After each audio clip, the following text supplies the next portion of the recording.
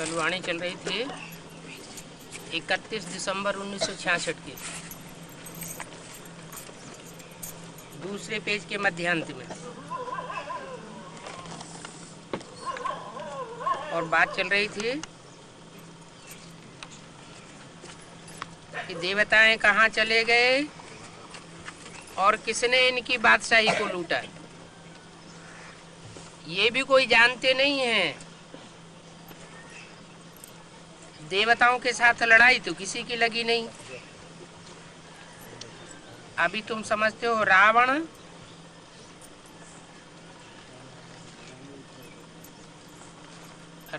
है जिसके कारण दैवी संस्कार बदल करके आसुरी संस्कार बन गए हैं।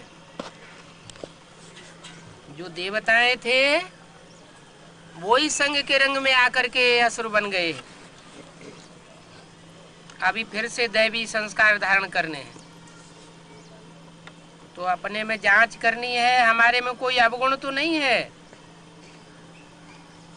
दैवी गुण धारण करना और कराना ये भी सर्विस है। दूसरों के अवगुण देखना और दूसरों के अवगुण धारण करना ये भी डिससर्विस है। कोई कहते हैं हम मिलिट्री में हैं, बाबा कहते हैं वो तो तुम्हारा धंधा है।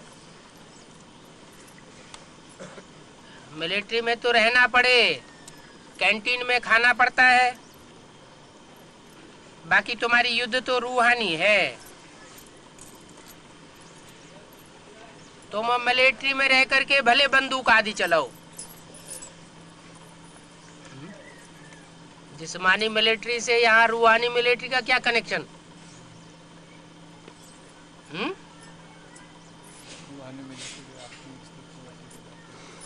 जो आत्मिक स्थिति में टिके हुए होंगे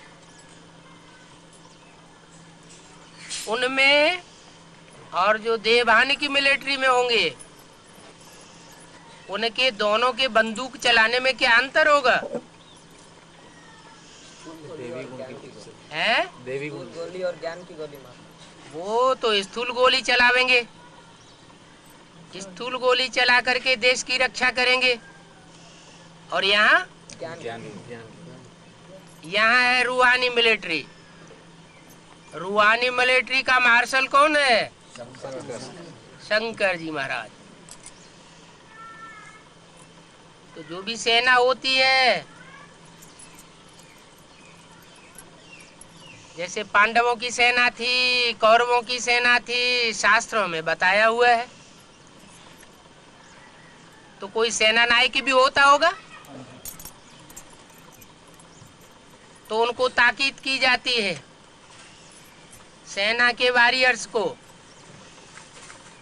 कि जो भी तुम्हारा सेना नायक है उसकी सुरक्षा करो। ऐसा न हो कि सेना नायक घेर लिया जाए और सेना का जो नायक है वो ही जब घेर लिया जाए तो तुम्हारी सुरक्षा नहीं हो पाएगी, क्योंकि तुम्हें डायरेक्शन मिलना बंद हो जाएंगे, फिर तुम्हारी हार हो जाएगी। तो हमारी भी रूहानी मिलिट्री है। उस महाभारत युद्ध में तो जिस्मानी लड़ाई दिखाई दी है, जिस्मानी लड़ाई की बात नहीं है, हमारी रूहानी लड़ाई है। हम जो घेराव डालते हैं वो रूहानियत का घेराव डालते हैं, और जो बात बोलते हैं वो भी ज्ञान की बातें बोलते हैं। तो हमारी बंदूक की गोली भी कौन सी है? ज्ञान की गोली है। कहते हैं ना, ये तो बात ऐसे बोलता है जैसे तीर चलाता है। इसकी बात तो ऐसे मुख से निकलती है जैसे गोली निकली हो। बाकी कोई हिंसा की बात नहीं है। अंदर से भाव रहता है कि ये ढीठ है, नहीं पलटता है, तो इसको गोली मारनी पड़े। बाकी अंतर तो रहता है जिस्मानियत में और रूहानियत में। वो अंतर को भली भांति समझना है। बोला तुम बच्चे हो रूहानी मिलिट्री के वॉरियर्स। कौन सी है रूहानी मिलिट्री है? अरे 10 धर्म की आत्माएं हैं। 10 धर्मों के 10 जड़ें हैं, आधार मूर्त। षष्ठी रूपी वृक्ष है ना, तो उसमें 10 जड़ें, आधार मूर्त। 10 प्रकार के आधार मूर्त हैं जो बेसिक नॉलेज में अभी भी है। जड़ें जमाए बैठे हैं।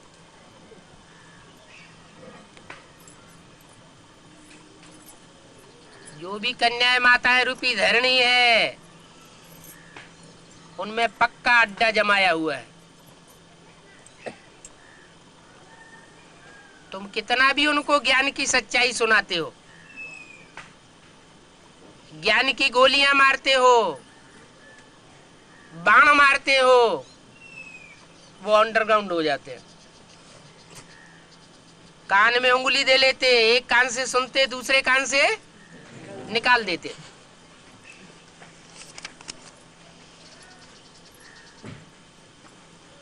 तो क्या करना है? उनकी बात अभी छोड़ दो। सुधार बाहर से होगा या अंदर से होगा? अंदर से होगा। वो तो जड़ें हैं। जड़ों को भी जन्म देने वाला कौन होता है? बीज।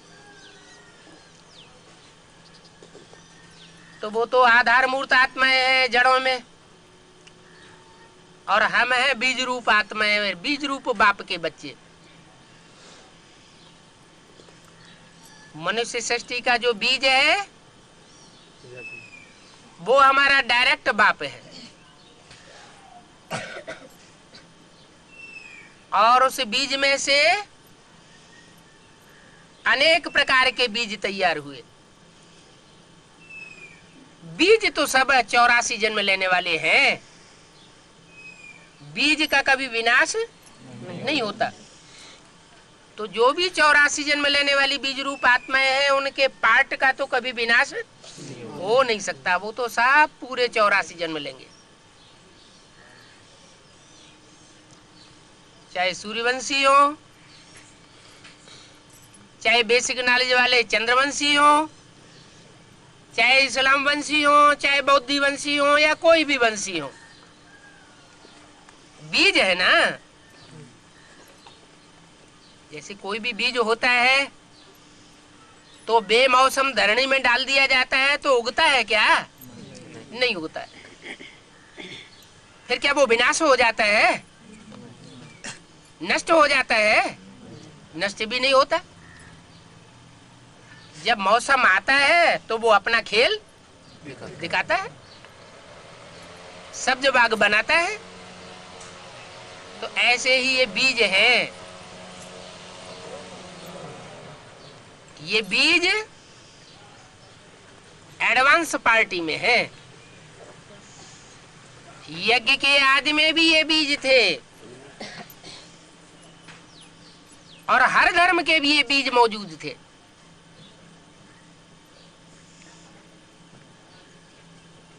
बीज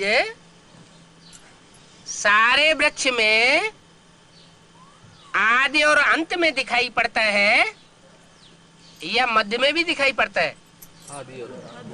आदि में बीज होता है जब बोया जाता है, और अंत में भी बीज जब पक जाता है, माने फल पक जाता है, वृक्ष परिपूर्ण हो जाता है, तो पकने पर फल से, वृक्ष से, टहनियों से, तने से और जड़ों से बीज अपने को क्या करता है? अलग कर लेता है, डिटैच हो जाता है। तो ऐसे ही चाहे एडवांस पार्टी के हैं,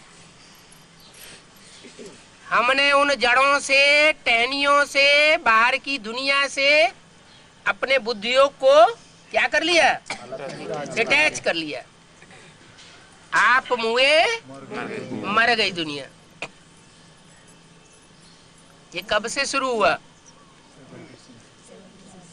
जो भी बीज प्रत्यक्ष होते गए, क्योंकि वृक्ष में जब फल पकते हैं तो एक ही सेकंड में सब फल पक जाते हैं या नंबरवार पकना शुरू होता है? नंबरवार पकते हैं। जब नंबरवार पकते हैं तो नंबरवार वो बीज अपने को डिटैच करके प्रत्यक्ष होता है। जब तक अपने को डिटैच नहीं किया है, क्या बाहर की दुनिया से, माना टहनियों से, डालियों से, पत्तों से, वृक्ष के तने से और जड़ों से, जब तक हम बीज रूप आत्माओं ने अपने को डिटैच नहीं किया, डिटैच माना मोह मुक्त, तब तक हमारी प्रत्यक्षता नहीं हो सकती। जो बीज रूप आत्माएं अपने को डिटैच करती जावेंगी, नष्टो मोहा बनती जावेंगी, उतना उतना बाप उन बच्चों को प्रत्यक्ष करता जाता। तो सन 76 में ये बीज रूप आत्माओं की दुनिया प्रत्यक्ष होना शुरू होती। बीज रूप आत्माओं का संगठन आरंभ होता है। तो बीज थोड़े होते हैं या सारे इकट्ठे आ जाते हैं? थोड़े होते हैं, लेकिन नंबरवार वो बीज प्रत्यक्ष होते हैं। कोई प्रत्यक्ष होते हैं, डिटैच होते हैं, फिर अटैच हो जाते हैं। ये डिटैच होना और अटैच होना चलता रहता है। एक बीज ऐसा है जो एक बार डिटैच हो गया तो दोबारा दुनिया उसको अपने में अटैच नहीं कर सकती। वो ऐसा क्यों है? वो इसलिए है कि जो सुप्रीम सोल बाप है वो एक व्यापी होकर के संसार में प्रत्यक्ष होता है। हर एक बीज में मुकर्रर रूप से प्रत्यक्ष नहीं होता। एक बीज है जिसको वो मुकर्रर रथ बनाता है। तो मुकर्रर रथ होने के कारण बल बच्चों के साथ गहरा संबंध जुटा हुआ है 63 जन्मों का, हिसाब किताब का। और वो हिसाब किताब जब तक पूरा नहीं होता हर बच्चे का, भल तब तक वो प्रजापिता रूपी बीज बच्चों से हिसाब किताब पूरा करने के लिए बांधा हुआ है, वापस नहीं जा सकता। तो बच्चों के संग के रंग में आता है और संग का रंग जैसे और आत्माओं को लगता है वैसे उसे भी संग का रंग लगता है। लेकिन सुप्रीम सोल प्रवेश होने के कारण वो संग का रंग ज्यादा देर ठहरता नहीं। माना ज्यादा से ज्यादा समय तक वो आत्मा डिटैच ही रहती है, अटैचमेंट में नहीं आती। इसलिए वो बीज रूप स्टेज बरकरार बनी रहती है। बीज माना बिंदु, बिंदु माना निराकारी, निराकारी, निरहंकारी और निर्विकारी। ये सिफ्त उस देहधारी आत्मा की नहीं है। किसकी है? जो सुप्रीम सोल उसमें बाप के रूप में प्रवेश करता है, जिसके लिए गीता में कहा गया है हम बीज प्रदप पिता, मैं ज्ञान का बीज बोने वाला पिता हूँ। नंबरवार धरणी रूपी बच्चे हैं जो उस ज्ञान के बीज को धारण करते हैं। जो जितना उस ज्ञान को महत्व देता है, गहराई से ज्ञान को पकड़ता है वो उतनी ही पावरफुल बीज रूप आत्मा बन जाती है। भले धर्म सब अलग अलग है, लेकिन वो बीज सारे ही सूर्यवंशी होते हैं। उनमें सिर्फ दूसरे दूसरे धर्मों का छिलका चढ़ता है। क्या छिलका चढ़ता है? देवभान का। वो देवभान का छिलका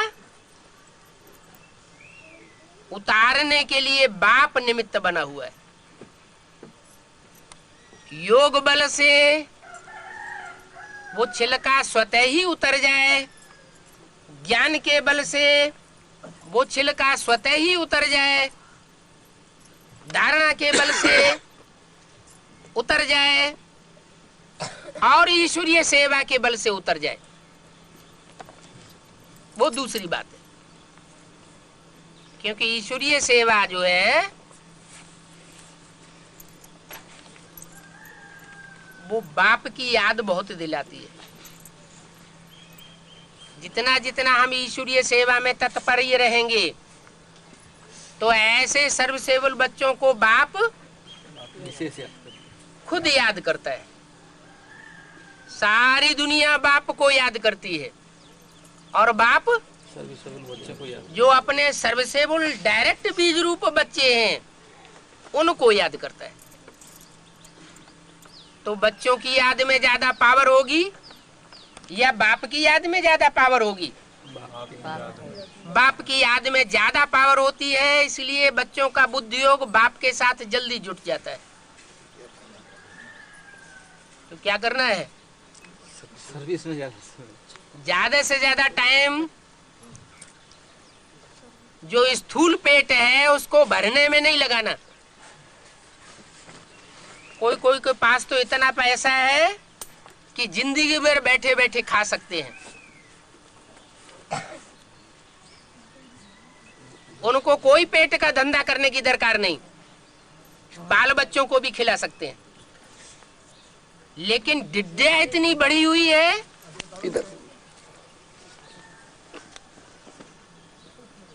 कि बैंक बैलेंस बढ़ाने में लगी रहती है। बाबा कहते किसकी दबी रही धूल में, किसकी राजा खाए, किसकी ले गए चोटा और किसकी आग जलाए। ये पेट के लिए, चाहे अपने पेट के लिए, चाहे बीवी बाल बच्चों के पेट के लिए, ये जो स्थूल धन एक्स्ट्रा कमाया जा रहा है इसका क्या असर होगा? है मिट्टी में मिल जाएगा, जमीन में दबा रह जाएगा। सोना होता है ना, चांदी, क्या करते हैं? जमीन में गड्ढा खोद के गाड़ देते हैं। ये पता ही नहीं है कि आगे चल के जोर से भूकंप आएंगे, एटम बम फटेंगे तो दुनिया का बैलेंस बिगड़ जाएगा। और जब बैलेंस बिगड़ेगा तो पृथ्वी के अंदर जो आग भरी हुई है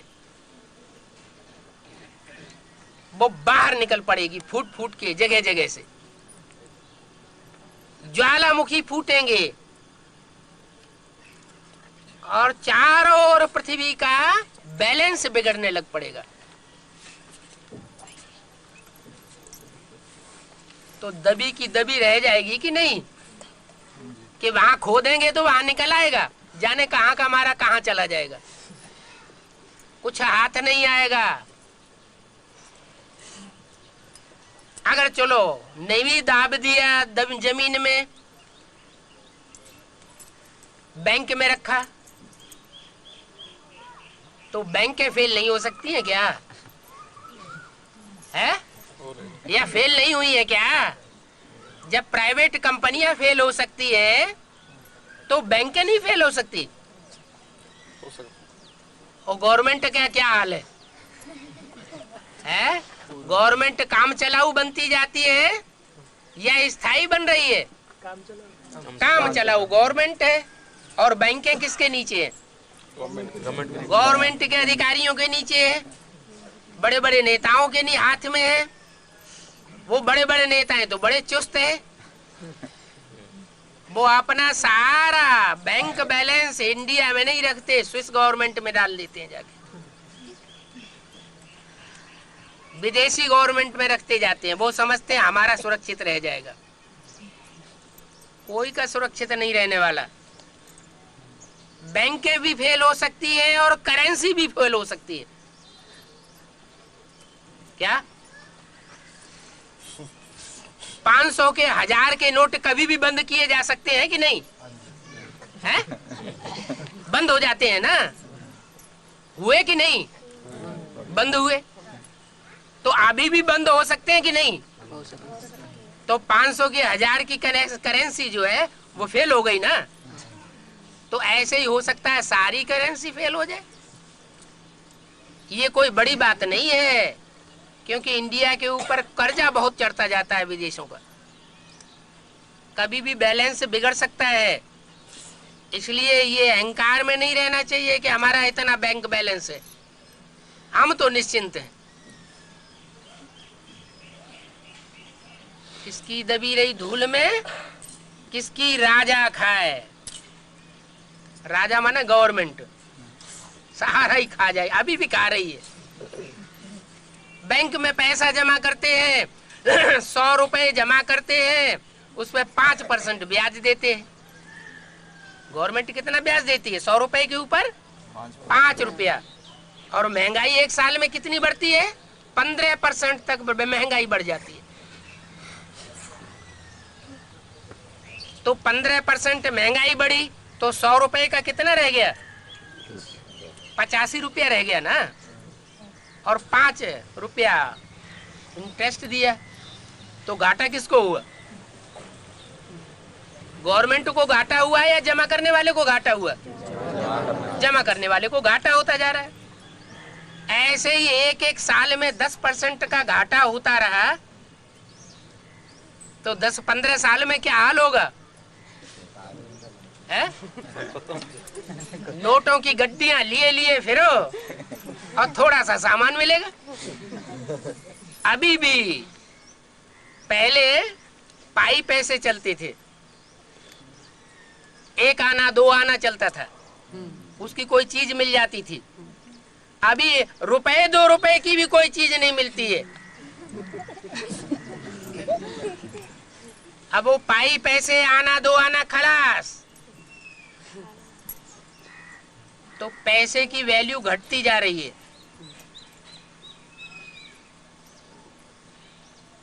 चलो गवर्नमेंट भी छोड़ दे, इनकम टैक्स छोड़ दे, जमीन में भी न दबा रह जाए, फिर चोरी चकारी बढ़ती जा रही है, घटती जा रही है? बढ़ती जा रही है। चोर चकार लुटेरे डकैत इनकी संख्या तो तेजी से बढ़ रही है। तो वो छोड़ देंगे क्या? अगर घर में रखेंगे, जमीन में भी नहीं गाड़ेंगे, बैंक में भी नहीं रखेंगे, घर में रख देंगे तो चोटा ले जाएंगे। बाबा तो पहले से ही मना करते हैं कि सोना वोना पहनना नहीं है। माताएं तो मानती नहीं। माताएं कहती हैं अरे हम नहीं पहनेंगे तो क्या, हम तुम्हारे ही गले में डाल देते, बाबा के गले में डाल देते। बाबा की अंगूठी, बाबा को अंगुली में अंगूठी पहना दे, तुम पहनो। तुम पहनोगे तो हमको भी मौका मिलेगा पहनने का।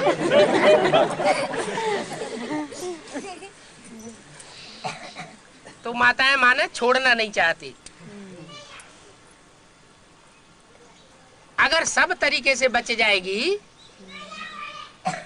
तो आगे चल कर के हिंदू मुसलमान सिख ईसाई सब आपस में लड़ेंगे और लड़ेंगे और आगजनी करेंगे। क्या करेंगे? जब पब्लिक गुस्से में आती है तो क्या करती है? आग लगाना शुरू कर देती है। तो ये चारों अंजाम हो सकते हैं। क्या क्या बताया? मुरली में जो कुछ भी बताया है वो पत्थर की लकीर समझना चाहिए, अलबेलेपन में नहीं रहना चाहिए। किसकी दबी रही धूल में किसकी राजा खाए, किसकी ले जाए चोटा, और किसकी आग जलाए, तब क्या करना चाहिए? सफल ही होगी उनकी जो खर्चे नाम धनी के। धनी तो शिव बाबा ही है। क्या शिव बाबा किसी का कुछ लेने के लिए नहीं आया है। ऐसा कोई न समझे हमने शिव बाबा को इतना दिया, हमने शिव बाबा को इतना सहयोग दिया, नहीं। अरे शिव बाबा जिसमें शिव कहा जाता है वो तो ज्योति बिंदु है, उसके लेने और देने की तो बात ही नहीं। वो जिसमें प्रवेश करता है जिसे बाबा कहा जाता है साकार को, वो इतना पुरुषार्थी है कि एक ही जन्म में सिपाही से क्या बन सकता है? सम्राट बन सकता है। तो जो इतना पुरुषार्थी है एक जन्म में सिपाही से सम्राट बन सकता है, उसको किसी से लेने की दरकार है? उसके अंदर इतना गिरापन आ जाएगा कि वो दूसरों को अपने पास रखे और खा जाए। ये संस्कार ही नहीं हो सकते। इसलिए क्या करना है?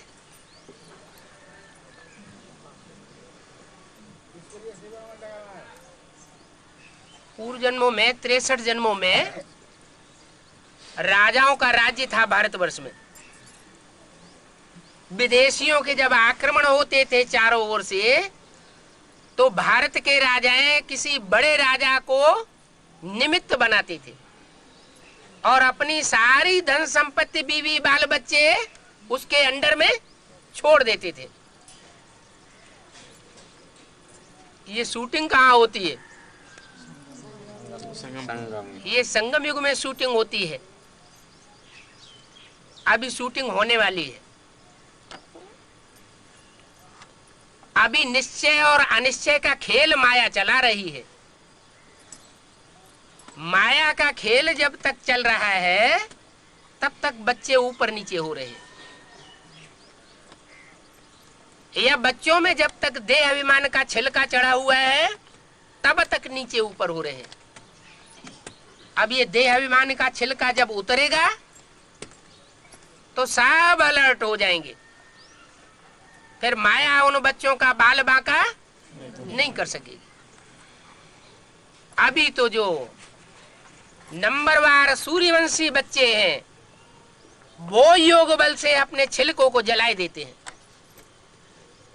बाकी चंद्रवंशी, इस्लाम वंशी, बौद्धि वंशी, इनका छिलका इतना कड़क है, दूसरे धर्मों का छिलका चढ़ा हुआ है जो जल्दी जल नहीं रहा है। योग बल का उतना असर नहीं हो रहा है। तो अपने को कौन सी रूहानी मिलिट्री समझना है? सूर्यवंशी, चंद्रवंशी, बौद्धिवंशी या क्रिश्चियन वंशी? सूर्यवंशी रूहानी मिलिट्री के बच्चे हैं। कैसे भी करके हम अपने देह अभिमान रूपी छिलके को क्या करेंगे? जला देंगे। भला आखिरी जन्म में हमारी जाकर के दुर्गति होती है क्या? आखिरी जन्म में दुर्गति हो जाती है। हम विदेशियों के पूरे चुंगल में हमारी बुद्धि आ जाती है। फिर भी हमको उठाने के लिए हमारा बाप विदेशी बनकर के आता है। क्या बाप किस लिए विदेशी बनता है?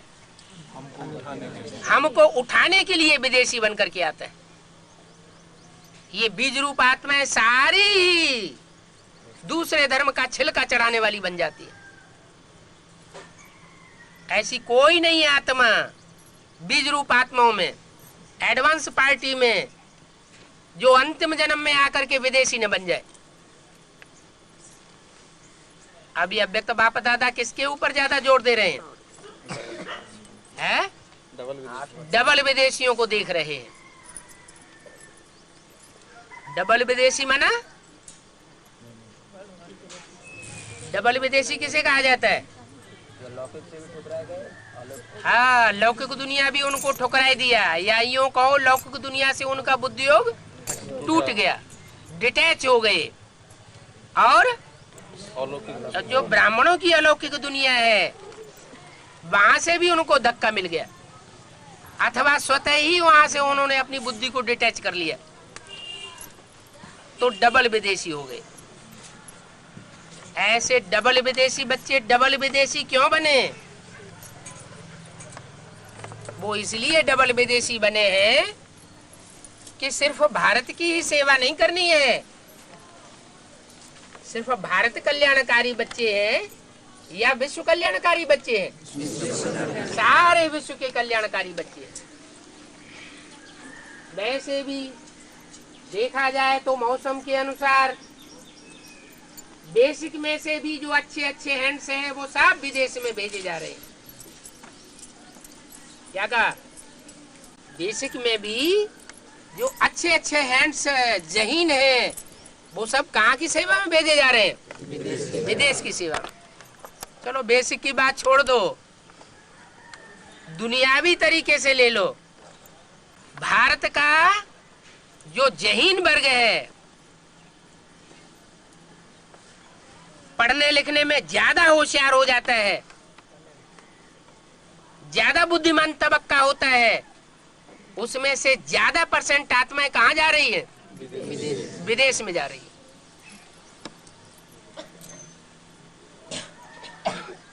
तो जैसा बाप प्लान बनाता है वैसा ही दुनिया में प्लान चलता रहता है। जैसे सन 76 से पहले शिवरात्रि की छुट्टी नहीं होती थी। होती थी क्या? नहीं होती थी। बाप ने बाप की प्रत्यक्षता का प्लान बनाया कि शिव बाप मनुष्य सृष्टि के बाप में सन 76 से प्रत्यक्ष होना है। तो इधर प्लान बना और उधर बाहर की गवर्नमेंट में शिव जयंती की छुट्टी शुरू हो गई। तो दुनिया का पलटने का मदार किसके ऊपर हो गया? जड़ों के ऊपर हो गया। आधार मूर्त आत्माओं के ऊपर मदार है या बीज रूप आत्माओं के ऊपर मदार है? बीज रूप आत्माओं के ऊपर मदार है। इसलिए ये बहुत ऊंची मिलिट्री है। क्या है? ऊंची थी ऊंची मिलिट्री है। जैसे देश देशांतर में मिलिट्री होती है तो कितनी अटेंटिव रहती है, अलर्ट रहती है। तो ऐसे ही ये रूहानी मिलिट्री, इसको बहुत अलर्ट होकर के रहना है। मिलिट्री में युद्ध के मैदान में कोई लड़ते लड़ते अगर पीछे मुख मोड़ लेता है या भागने लग पड़ता है तो उसको क्या किया जाता है? गोली मार दी जाती है, शूट कर दिया जाता है।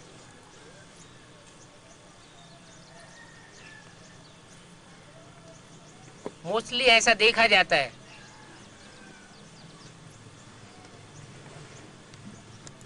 मिलिट्री में जो मुसलमान होते हैं उनको आगे फ्रंट में क्यों रखा जाता है? पीछे सिख बटालियन रखते हैं, गोरखा बटालियन रखते हैं, राजपूत बटालियन रखते हैं, उनको आगे क्यों कर देते हैं? पीछे आएंगे तो उनको गोली। क्योंकि अंदेशा है, हो सकता है ये मुख मोड़ जाए।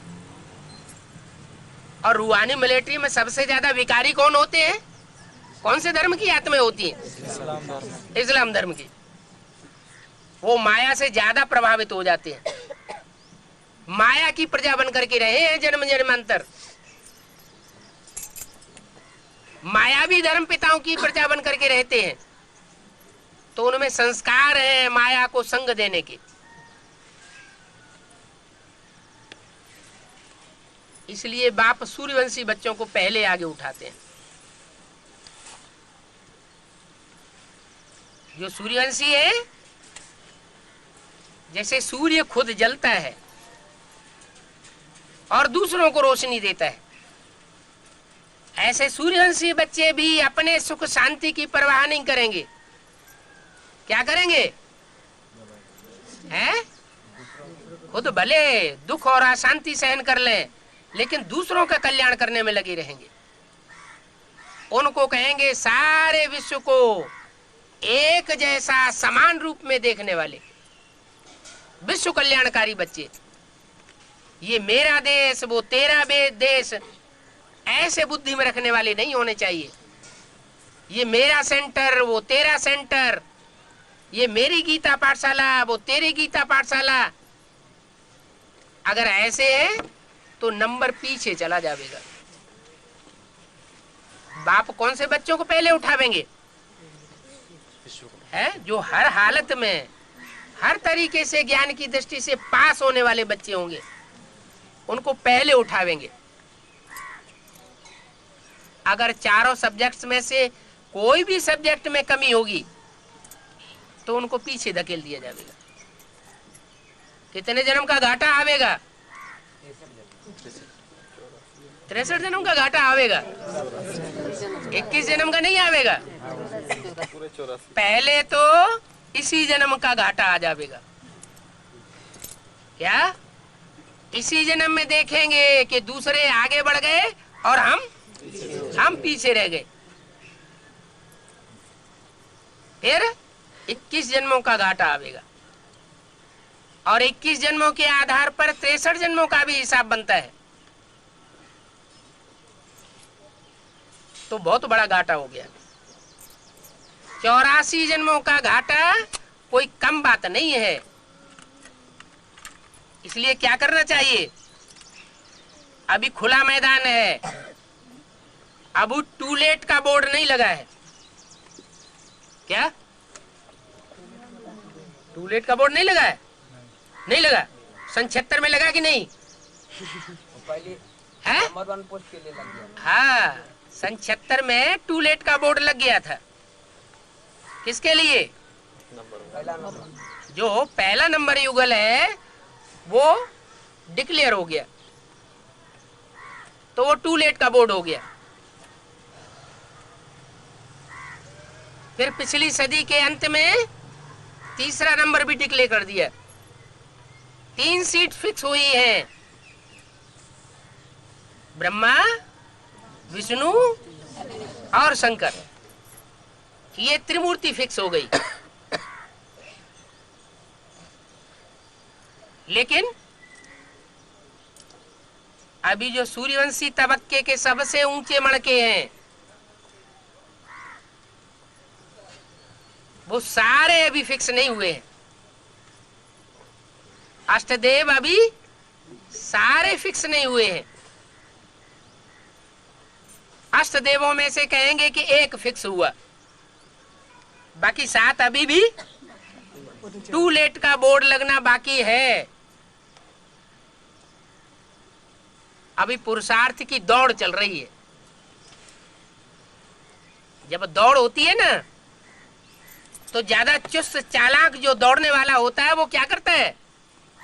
पहले धीरे धीरे दौड़ता है और लास्ट में हाँ, पहले अपनी ताकत को बरकरार करके रखता है। ऐसे ना हो जाए पहले ही थक जाए, धीरे धीरे दौड़ता है और बाद में सारी ताकत एड़ी चोटी की लगा देता है। जैसे दुनियावी एग्जाम में भी बहुत से ऐसे होते हैं, सारा वर्ष कोई खास पढ़ाई नहीं पढ़ेंगे और जब एग्जाम के दिन आएंगे तो क्या करेंगे? दिन रात एक करके सारी ताकत लगा देंगे। रात में 2 घंटे सोएंगे और 22 घंटे पढ़ाई पढ़ेंगे और नंबर ऊंचा ले लेते। तो हमारी तो रूहानी पढ़ाई है? रूहानी पढ़ाई में थकान ज्यादा होती है या जिस्मानी पढ़ाई में ज्यादा थकान होती है? जिस्मानी पढ़ाई में बहुत बोझ है। छोटे छोटे बच्चों को देखो, 2-3 कक्षा के, कितना वजन डाल दिया जाता है पीठ के ऊपर। जितने वजन का बच्चा नहीं है उससे ज्यादा वजन की किताबें ढोता है। और यहाँ तो बाप कहते हैं कोई वजन नहीं। यहाँ पढ़ाने वाला बाप का वजन ही बिल्कुल नहीं है, बिंदी है। वो तुम्हारा सदगुरु है। इससे ऊंचा सच्चा गुरु और कोई दुनिया में मिलेगा नहीं। अगर ये हल्की से हल्की सहज से सहज पढ़ाई में भी पीछे नंबर रह गया तो और जो पढ़ाइयां हैं उनमें आगे नंबर लेने से कोई फायदा नहीं। तो अभी रूहानी मिलिट्री का वॉरियर बनना है। अगर न बने हो तो अभी भी टू लेट का बोर्ड बाकी है। क्या पहले कौन सा ग्रुप प्रत्यक्ष होगा? पहले सूर्यवंशी ग्रुप प्रत्यक्ष होगा या चंद्रवंशी, इस्लामवंशी, बौद्धवंशी आदि आदि? इसलिए बोला है एक भी पावरफुल ग्रुप तैयार होने पर एक दूसरे ग्रुप को खींचते हुए अंत में 108 की माला का संगठन प्रत्यक्ष हो जाएगा। तो पहले कौन सा ग्रुप तैयार होगा? सूर्यवंशी ग्रुप तैयार होगा। तैयार होगा तो वो पहले अपने सारे संगठन को एक करेगा। सारा सूर्यवंशी संगठित होकर के कहीं किसी राज्य के ऊपर हमला करना होता है ना, तो क्या करते हैं? घेराव बाद में डालते हैं, पहले सेना सजाते हैं। क्या करते हैं? पहले सेना सजाई जाती है। तो रूहानी मिलिट्री के वॉरियर्स, उनकी अभी सेना की तैयारी हो रही है। रेड अलर्ट किया जाता है।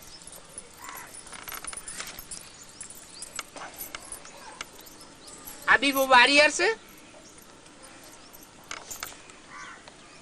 नंबर वार मिलिट्री में उनके तबक्के होते हैं या नहीं होते हैं? तबक्के जानते हैं? पोजीशन। कोई लेफ्टिनेंट होता है, कोई मेजर होता है, कोई कर्नल होता है, कैप्टन, कोई मार्शल होता है, कोई पैदल होता है, कोई घुड़सवार होता है। तो अभी रूहानी मिलिट्री के वॉरियर्स तैयार हो रहे हैं। क्या ये वॉरियर्स में स्त्री पुरुष नहीं देखा जाता है, वो तो जिस्मानी मिलिट्री में देखा जाता है। पहले जिस्मानी मिलिट्री में पुरुषों को ही भर्ती किया जाता था और अभी विदेशों में जास्ती फीमेल्स को भी भर्ती कर रहे हैं। ये प्रक्रिया कब से शुरू हुई? पहले नहीं होता था, अब होता है। अब क्यों होता? पहले क्यों नहीं होता था? क्योंकि अभी बाप आया हुआ है। बाप कन्याओं माताओं को आगे रखते हैं, क्योंकि वो मिलिट्री में तो जिस्मानी लड़ाई होती है। जिस्मानी लड़ाई में पुरुष ज्यादा बलवान होता है। जिस्म के आधार पर देखा जाए तो स्त्रियां ज्यादा बलवान होती हैं या पुरुष ज्यादा बलवान होते हैं? पुरुष जास्ती बलवान होता है। स्त्रियों में जिस्म की उतनी ताकत नहीं होती। लेकिन रूहानी बातें जहां तक देखी जाए, चाहे वो पढ़ाई ही क्यों न हो, लड़ाई की बात छोड़ दो, तो आज की पढ़ाई में कन्याएं माताएं तीखी जा रही हैं या भाई लोग ज्यादा तीखे जा रहे हैं? परसेंटेज पढ़ाई में किसका अच्छा रहता है? कन्याओं माताओं का अच्छा रहता है। क्यों अच्छा रहता है? प्योरिटी के आधार पर। हाँ, क्योंकि पढ़ाई होती है प्योरिटी में। ब्रह्मचर्य के अवस्था में अच्छी पढ़ाई होती है, फिर शादी वादी कर लेते हैं तो पढ़ाई उतनी अच्छी नहीं होती। तो यहाँ भी रूहानी मिलिट्री है। रूहानी मिलिट्री की पढ़ाई में चाहे फीमेल हो चाहे मेल हो, दोनों ऊंचा पद ले सकते हैं। अलर्ट रहने की बात है। भाई लोग कहेंगे बाबा ने हमको पहले ही लकब दे दिया, तुम दुर्योधन दुशासन हो।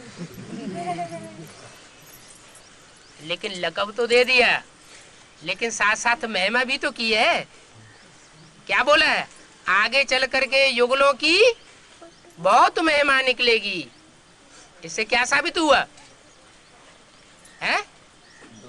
अगर सहयोगी हैं दोनों एक दूसरे के, आपस में लड़ाई नहीं लड़ते हैं, जैसे बाबा चलाना चाहता है वैसे ही चलते हैं, तो वो आगे जा सकते हैं। कुमार कहेंगे ये तो सत्यानाश हो गया, युगलों को तो आगे बढ़ा दिया, हमको पीछे कर दिया। नहीं, कुमारों के लिए तो खास बोला है जो किसी के लिए नहीं बोला। कुमारों के लिए बोला है, कुमार जो चाहे सो कर सकते हैं। क्या? अगर दिल के अंदर ठान लें कि सारी दुनिया का विनाश करना है, तो शंकर जी का पद पा सकते हैं। अगर ये ठान लें कि हमें स्थापना करके ही छोड़नी है, स्थापना में हम बहुत अच्छा नंबर लावेंगे, तो वो भी बन सकते हैं। तो ऐसा नहीं है कि कोई भी हालत में बाबा ने किसी को पीछे गिराया है। यथार्थ बात बताई कि मनुष्य चोला ऐसा है, पुरुष चोले की ये सिफ्त है कि वो दुष्ट युद्ध और दुष्ट शासन किए बगैर मानता नहीं है। अनेक जन्मों के संस्कार हैं, परसेंटेज भी होता है, ज्ञान को धारणा करने के ऊपर है। जो जितना ज्ञान को धारण करता है, उसके ऊपर अटेंशन देता है, तो अपने को चेंज कर सकता है। तो ये रूहानी मिलिट्री तैयार हो रही है। रूहों को पहले प्रैक्टिस कौन सी करनी है? जो रूहानी मिलिट्री के वॉरियर्स हैं, उनको पहली प्रैक्टिस कौन सी करनी चाहिए? आत्माभिमानी बने। क्या करेंगे उसके लिए? हैं? जोर से बोलो। 24 घंटे यही करते रहेंगे, साकारी आकारी निराकारी, साकारी आकारी निराकारी। पवित्रता को है? पवित्रता को जितना मानता देंगे उतनी आत्मा में बदल जाएंगे। पवित्रता को सिर्फ मान देने से ही हो जाएगा? मान में टिकना पड़ेगा। प्रैक्टिस करनी है। सवेरे को उठ करके कुछ भी याद ना आए। क्या? इन आंखों से जो कुछ भी देखते हैं उनमें से कुछ भी याद ना आए। क्या याद आए? मैं आत्मा ज्योति बिंदु। बाप विवाद में मैं आत्मा स्टार। 15 मिनट, 20 मिनट, आधा घंटा, ये प्रैक्टिस जितनी ही सवेरे उठते उठते ये संकल्प पक्का करेंगे, उतनी रूहानी मिलिट्री के मजबूत वॉरियर बनेंगे। और वॉरियर ऐसा नहीं है कि वॉरियर हमेशा सिपाही सिपाही ही रहता है। सिपाही अगर अच्छा काम करे तो सबकी नजरों में चढ़ता जाता है, और वो सिपाही क्या बन सकता है? सम्राट भी बन सकता है। इसलिए होल दिल नहीं होना चाहिए। बाप तो बैठे हुए हैं, वर्षों से ये बात बताए रहे हैं, हिम्मते बच्चे मदद बाप। अब हिम्मत ही नहीं करेंगे तो बाप मदद क्या करेंगे?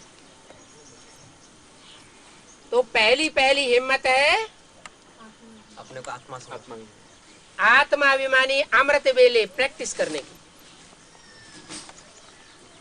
फिर अगर सवेरे उठ करके प्रैक्टिस भी की और उसमें बहुत कुछ सफल भी हुए, अब प्रैक्टिस करते करते थोड़ा अलबेलापन आया और सो गए, तो की हुई सारी मेहनत सब चट हो जाती है, कुंभकर्ण के हिस्से में चली जाती है। फिर क्या करना चाहिए? कोई जरूरी नहीं है कि 2 बजे 1 बजे ही उठा जाए। क्या? अपनी शक्ति के अनुसार धीरे धीरे प्रैक्टिस करें। ऐसे नहीं को उमंग उत्साह में आ गए, बाबा की अच्छी सी वाणी सुन ली, कोई आत्माओं ने फोर्स भर दिया तो गैस के गुब्बारे बन गए। गैस का गुब्बारा क्या करता है? जितनी ज्यादा गैस भर जाती है तो बहुत ऊंचा उड़ता है, फिर धीरे धीरे उसकी गैस खत्म होने लगती है तो क्या करता है? नीचे आने लगता है। तो गैस का गुब्बारा भी नहीं बनना है। जो काम करना है दृढ़ता से करना है, करके ही छोड़ना है। अभी तो कितनी अच्छी बात बताई हुई है। संगम युग है असंभव को संभव करने का युग। अगर संगम युग में ऐसे कार्य न करने की हिम्मत पस्त होने लगे तो और किसी जन्म में हिम्मतवान नहीं बनेंगे। फिर पद नीचा होता रहेगा, दास दासी बनते रहेंगे, प्रजा बनते रहेंगे। 4th क्लास प्रजा भी होती है, 3rd क्लास प्रजा भी होती है, 2nd क्लास प्रजा भी होती है, और 1st क्लास बड़े बड़े साहूकार भी होते हैं जिनके घरों में दास दासियां रहती हैं।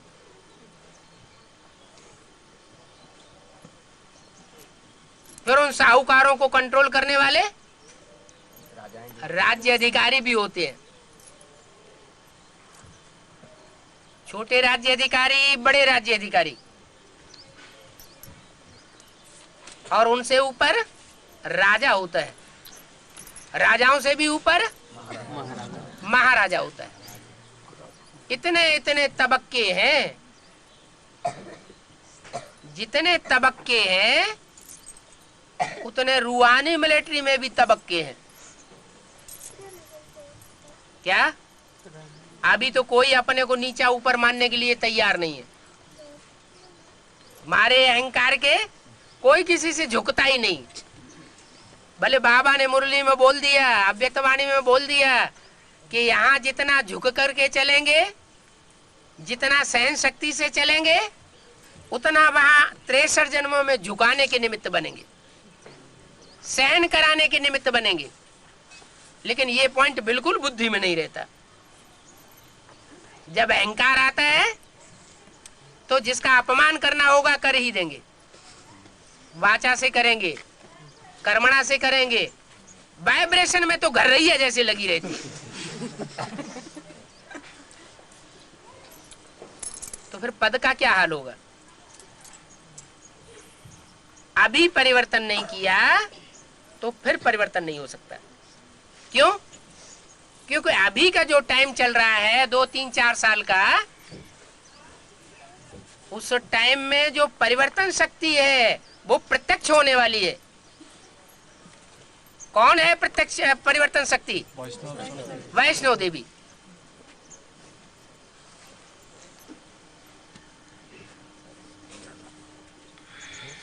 तो शंकर जी ही बन करके रहेंगे या ब्रह्मा जी ही बन करके रहेंगे, या जो परिवर्तन शक्ति है उसके भी सहयोगी बनेंगे? बिना परिवर्तन शक्ति के कोई आत्मा में पावर नहीं आने वाली है। परिवर्तन शक्ति सारे विश्व को परिवर्तन करेगी। ये प्योरिटी की पावर है। अब तक अगर प्योरिटी न भी धारण की हो तो अभी भी चांस है। क्या कहा? अंत मते सो गते हो जाएगी। अभी भी अगर दृढ़ प्रतिज्ञा कर लें, क्या एक बाप दूसरा न कोई। अब हम दूसरी आत्माओं को अपने पंजे में फंसाने की कोशिश नहीं करेंगे। क्या करेंगे? खुद बाप के पंजे में फंस करके रहेंगे और दूसरी आत्माओं को भी बाप के पंजे में फंसाएंगे। कौन सा है पंजा? बाप का पंजा कौन सा है? जैसे काम, क्रोध, लोभ, मोह, अहंकार, ये 5 होते हैं माया के पंजे। और ये विकराल रूप धारण कब करते हैं? सतयुग के आदि में, द्वापर के आदि में, या कलयुग के अंत में? कलयुग के अंत में। ऐसे ये जो 5 विकार हैं वो प्रजापिता में भी होते हैं, बीज रूप स्टेज में।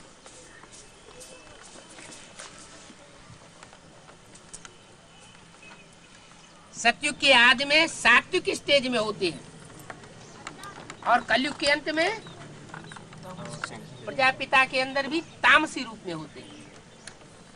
अगर न होते तो मुरली में बाबा ये नहीं कहते कि राम ही रावण बनता है और कृष्ण ही कंस बनता है। क्यों बनता है ये एक दीगर बात है, क्योंकि विनाश का कार्य बच्चे नहीं कर सकते।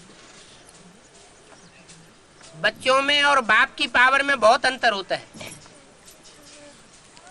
राम कृष्ण की आत्माएं जो कार्य कर सकती है वो तो माता पिता जो आत्माएं हैं, माता पिता के बेहद के रूप में बैठी हुई आत्माएं हैं, उनका कार्य ही अलग है। उनमें माता को फॉलो करना फिर भी अच्छा है,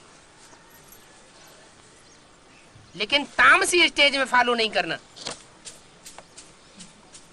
और बाप जो जगत पिता शंकर के रूप में माना जाता है उसको तो कर्मणा में बिल्कुल ही फॉलो नहीं करना चाहिए। बात को फॉलो करना है। 2 तरह से फॉलो किया जाता है, एक तो आज्ञा को फॉलो करना, फरमान को फॉलो करना, और दूसरा है कर्मों को फॉलो करना। तो भारत की परंपरा में ये कहावत है कि गुरु जो करता है सो कभी नहीं करना है, और गुरु जो कहता है वो ही जरूर करना है। तो पुरुषार्थ में बहुत अंतर पड़ जाएगा और जन्म जन्मांतर का अंतर पड़ जाएगा। एक जन्म की प्राप्ति नहीं है, अनेक जन्मों की प्राप्ति है। अनेक जन्मों की प्राप्ति का सवाल है। तो अभी कर्मिट या मरमिट 3-4 वर्ष हैं, बहुत विशेष हैं। क्यों ये 3-4 वर्ष ही विशेष क्यों है? क्योंकि पहली मूर्ति प्रत्यक्ष हुई 14 साल में, सन 36-37 से लेकर के 50-51 14 वर्ष लगे। तब ब्रह्मा कुमारी ईश्वरीय विश्वविद्यालय के नाम रूप से संस्था खड़ी हो पाई और दादा लेखराज ब्रह्मा के रूप में संसार में प्रत्यक्ष हुए। तो 14 साल लगे ना। पहले तो ओम मंडली नाम था, ब्रह्मा मंडली तो नाम नहीं था। क्यों? 3 मूर्तियों के द्वारा कार्य शुरू हुआ था। आ ऊ मा, आ माना ब्रह्मा, ऊ माना विष्णु, मां माना महेश। तो 3 मूर्तियों का जो कार्य शुरू हुआ वो आ ओम ओम ओम मंडली कहा गया। फिर उसमें से पहली मूर्ति गुम हो गई यज्ञ के आदि में, खुद भी गुम हुई, राम की आत्मा भी गुम हुई, और उसके जो सूर्यवंशी बच्चे थे वो भी पीछे पीछे गुम हो गए। बाकी 2 मूर्तियां बची। उन 2 मूर्तियों में भी विष्णु की मूर्ति भी थोड़े समय तक रही और वो भी स्थापना करने के बाद गई, क्योंकि उसमें माताओं की महिमा ज्यादा है। स्थापना का कार्य उनका जो था स्वर्ग का सैंपल बनाने का, वो कराची में उन्होंने कर दिखाया और गई। फिर कौन सी मूर्ति बची जिसने काम करके दिखाया? ब्रह्मा, जिसको टाइटल मिला ब्रह्मा का, उसने काम करके दिखाया। तीसरी मूर्ति का, तो तीसरी मूर्ति भी माउंट आबू में आते आते प्रत्यक्ष हो गई। पहले कोई नहीं जानता था यज्ञ में कि ये ब्रह्मा है, बाद में क्लियर हो गया। ऐसे ही शंकर की मूर्ति को भी प्रत्यक्ष होने में 7 साल लग गए। 69 में ब्रह्मा बाबा ने शरीर छोड़ा, पहली मूर्ति गई, वो पहली ब्रह्मा की मूर्ति गई, और सन 76 में दूसरी मूर्ति प्रत्यक्ष हो गई। 7 साल लगे ना। ऐसे ही जो बुद्धियोग की शूटिंग का हिसाब था वो 2004 में पूरा हो गया। क्या? जो बुद्धि का काम किसका है? कौन सी मूर्ति का है? शंकर जी का कार्य। तो जो तीसरी मूर्ति का पाठ था वो 2004 में पूरा होता है। कार्य पूरा हुआ तो वो मूर्ति भी ब्राह्मणों की दुनिया में प्रत्यक्ष हो गई। अभी ब्राह्मणों की दुनिया में चाहे बेसिक नॉलेज वाले हो चाहे एडवांस नॉलेज वाले हो, शायद ही कोई ऐसे बचे हुए होंगे जो शंकर के नाम को न जानते हो। खुद ब्रह्मा कुमारियों ने ही प्रत्यक्ष कर दिया। क्या प्रत्यक्ष किया? शंकर पार्टी।